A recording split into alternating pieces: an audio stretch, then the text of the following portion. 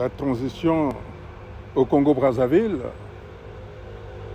je suis en train d'y travailler puisque je suis en train de poser les bases de cette transition avec le projet de la conférence internationale sur le Congo par les Nations Unies qui doit passer par la table ronde.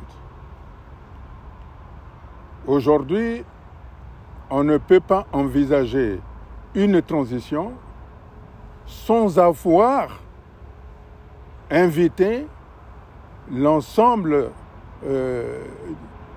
du peuple congolais par le biais des partis politiques, par le biais des organisations de défense des droits de l'homme, par le biais de la société civile, par le biais de confessions religieuses, autour d'une table pour voir les thèmes sur lesquels le Congo doit se retrouver. C'est au cours de cette table ronde qui est la préparation de la conférence internationale qui va mettre en place les conditions de la transition. Sans cela, je crois que ça sera une décision arbitraire et qui pourrait d'ailleurs nous coûter très cher. C'est pour ça que, effectivement, vu l'état de faillite avéré du Congo aujourd'hui, il est clair que nous devons aller vers une transition politique dont, pour une durée qui va varier entre 3 ans et 5 ans.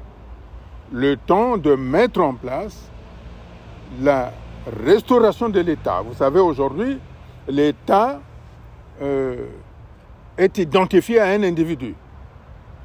Or, pour que l'État joue pleinement son rôle d'investisseur principal, majeur, qui va suppléer là où la puissance privée ne peut pas, il lui faut donc un consensus général.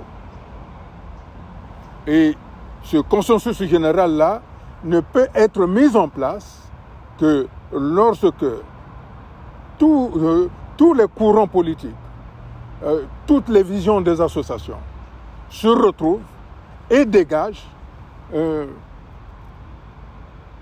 une voie ensemble. C'est dans cette direction-là que j'ai lancé des consultations, j'ai lancé les idées que nous devons nous retrouver afin de mettre en place les conditions de la table ronde et de la conférence internationale.